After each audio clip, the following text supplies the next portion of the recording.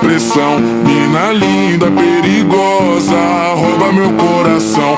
Vai quicando, vai jogando, não perde a razão. No batidão, só pura tentação. Ela desce, ela sobe, vai pressão.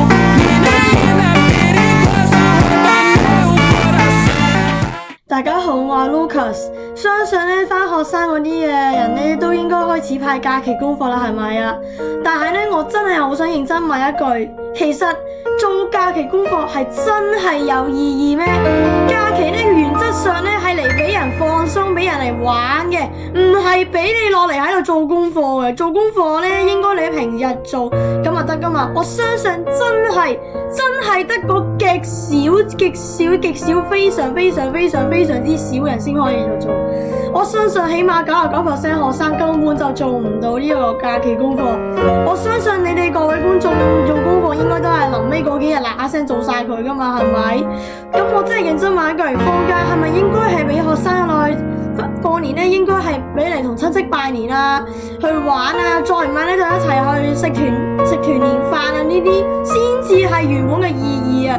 放假本身上嘅意義就係俾嚟放鬆，俾嚟去玩，俾你去唞噶嘛。咁點解老師成日都要咁樣去俾人咧喺度做功課咧？你咁樣係等同於係間接剝奪咗學生嘅原本可以放假時間。我相信學生咧原本有嘅假數已經唔多噶啦，你仲要咁樣剝到佢，你覺得學生唔會嬲咩？同埋啦，我都想同佢阿哥講一句啦，放長假係咪真係適宜係佈置功課呢？放假係咪應該係要俾學生去學習一啲中國啲文化，帶佢去旅遊去學習一啲即係嗰啲嘅文化，呢啲先叫真正有意義嘅事，好冇？而且呢，做完假期功課，老師翻嚟又唔一定會 check 嘅喎，又唔一定會檢查你有冇做嘅喎，係咪先？咁做嚟做乜呢？係咪應該去做啲更加有意義嘅上面先至有得呢？咁真係唔明白老師點解咁無語啊！係都要安排啲假期功課。我想講你平日安排假期我哋可以理解啫，但係假期仲要俾本質上叫我哋溫書喎。哇！你話可能考試前我仲可以理解啦，但係喂過新年啊呢啲咁開心啊，你交個功課出嚟，我就想問啦，我問你一句啦，如果你翻工日子就算放假，我都叫你做 project 做計劃書，我問你滿唔滿意啊？連你自己都做唔到，你有咩資格要求我哋學生去做呢？我就想認真問一句，係非常認真。嗱，各位觀眾，如果咧你同意我嘅講法，唔該咧幫我做示意圖，即係訂閱我嘅頻道，點擊爆呢條片，喺我嘅影片留言，同埋 share 呢條片。我真係好想去討論呢個話題，我相信咧絕大部分觀眾一定會認同我嘅諗法，係咪？頭先講完啫，可能有啲激動啊，唔好意思啊，各位觀眾。另外啦，新年就嚟到啦，我先祝各位觀眾新年快樂。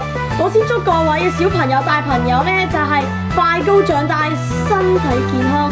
亦都祝各位老人啦身體健康，壽比南山。亦都祝各位嘅觀眾呢，馬年行大運，馬到功成，黃金滿屋，萬事如意。祝大家新年行大運。係啦，最後呢，我同大家講定先，因為呢，本人16號開始呢，會去深圳嗰邊嘅旅遊去拍片，所以呢，我好唔好意思各位觀眾，我年29至到年初6呢，係冇辦法擺片上去嘅，希望可以得到各位觀眾嘅諒解。不過我應承大家，我一返到香港之後，我會即刻擺去一早整個影片全部擺晒 YouTube 度，希望得到你嘅諒解，多謝。